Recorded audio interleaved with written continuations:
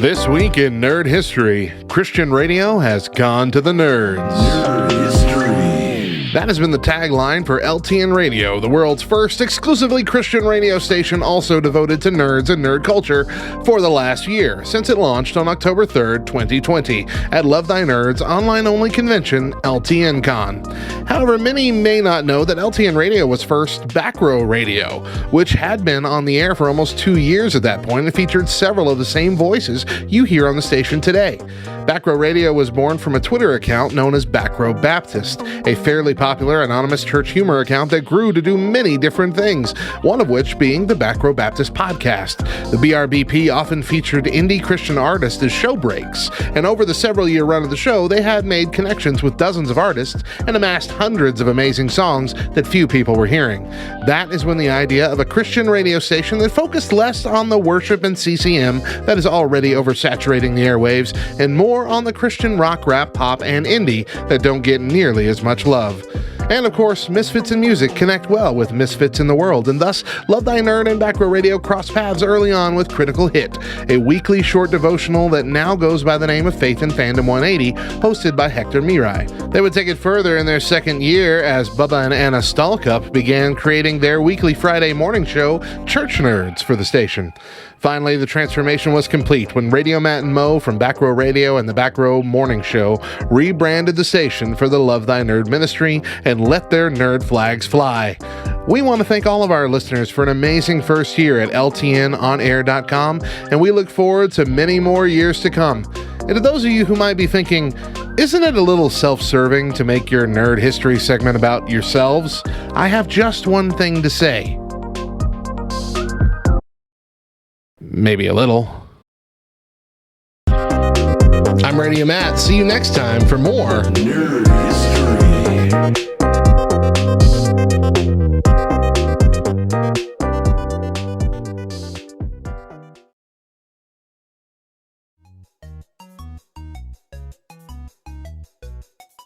Hey everyone, I'm Hector Miray, and this is Faith and Fandom 180 on LTN Radio. So I had the cool opportunity to write for a comic book this summer. I have a friend who is a creator of a character and has several issues of a comic book out, and I had an idea, so I pitched it to him. And he said, here's how many pages you get, here's how much money you get for a budget, get an artist, make a story, send it to me. So I did. I scribbled out some storyboards, and I got an artist to agree to it, and I wrote out a script with each word and panel shot for shot exactly where it needed to be in order to play out to what I wanted the story to be. And then yesterday, I started that in July, and it's currently October, and I got the proof back for the book yesterday, and it kind of threw me off because when I opened the proof, the pages were wrong. Like the last page of the book was supposed to be this big dramatic splash page of all the hero walking away carrying his own angst, etc., etc., etc.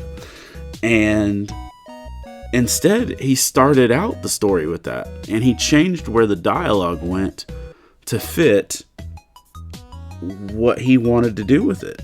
And, I politely, hey, man, I don't know if you noticed, but the pages are wrong. And I was like, I know it's your book and you could do what you want with it, but that's not what I wrote. He said, well, he gave me reasons, like there's too much dialogue to fit in these panels, and he liked how this went instead, and all of these things. And I was like, and I had to stop and say, you know what? This is legitimately his book. I actually don't have an argument here. And he paid me for my work, so I should take what he did with it. And it reminded me of the story in Matthew 20 where these workers in this parable Jesus were telling were angry about how the man was paying them for what they were doing, even though they got what they agreed to. And verse 15 says, don't I have the right to do what I want with my own money, or are you envious because I am generous?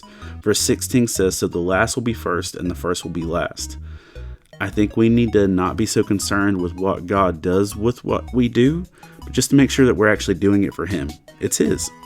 Remember to catch Faith and Fandom 180 every Wednesday morning on the Back Row Morning Show only on LTN Radio. And if you'd like to learn more about Faith and Fandom, head over to faithandfandom.org where you can learn about our Comic-Con ministry, podcasts, memes, apparel, and book series. You can even read new chapters before they make it to the next book. I'm Hector Miray, and thank you for spending the last 180 seconds with me.